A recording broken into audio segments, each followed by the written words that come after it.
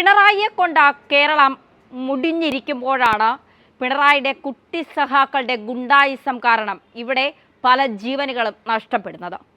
സിദ്ധാർത്ഥ് എന്ന് പറയുന്ന 22കാരനെ SFIക്കാർ പൂക്കോട് വെറ്റിനറി കോളേജിലെ 22 വയസ്സ് മാത്രം പ്രായമുള്ള ചെറുപ്പക്കാരനെ എത്രത്തോളമാണ് മൃഗീയമായും പൈശാചികമായും SFI ഉപദ്രവിച്ചതും ദ്രോഹിച്ചതും എന്ന് നമുക്കെല്ലാവർക്കും അറിയാം. ഒരുപക്ഷെ ഈ സമയങ്ങളിൽ പത്മജ വേണുഗോപാൽ കോൺഗ്രസിൽ നിന്ന് BJPയിലേക്ക് എത്തിയ വാർത്തകൾ പിന്നീട് വലിയ ചർച്ചയായതുകൊണ്ടാണ് സിദ്ധാർത്ഥിൻ്റെ മരണവുമായി ബന്ധപ്പെട്ട കൂടുതൽ കാര്യങ്ങൾ പിന്നീട് ചർച്ചയാവാത്തത്.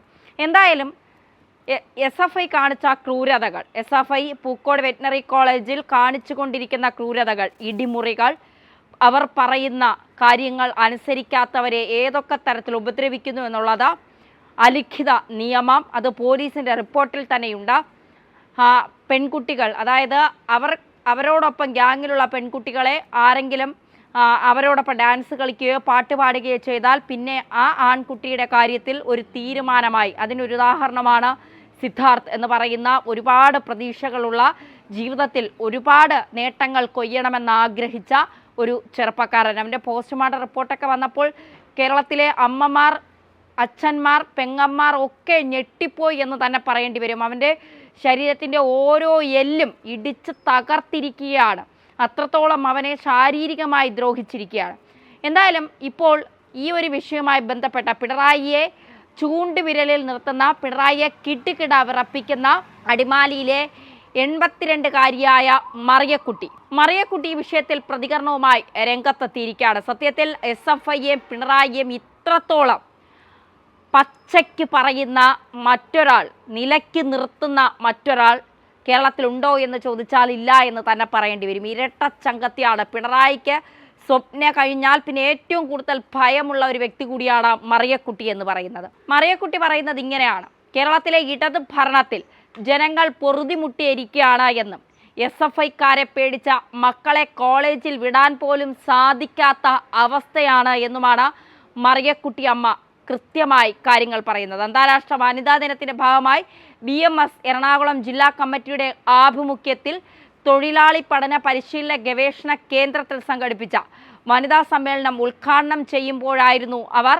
ഇത്തരത്തിൽ SFIക്കെതിരെ തുറന്നടിച്ചത്. സാധാരണക്കാർക്ക് 7 മാസമായി പെൻഷൻ നൽകാൻ കഴിയുന്നില്ല. സർക്കാർ ജീവനക്കാർക്ക് ശമ്പളം നൽകാൻ പോലും സാധിക്കുന്നില്ല. സമ്പൂർണ്ണ പരാജയമായി പിണറായി വിജയൻ സർക്കാർ മാറിയെന്നും കേരളത്തിൽ ഇടത് സർക്കാർ വന്നതിൽ പിന്നെ ആക്രമണം മാത്രമാണ് അരങ്ങേറുന്നത് എന്നുമാണ് മറിയക്കുട്ടി പറയുന്നത്.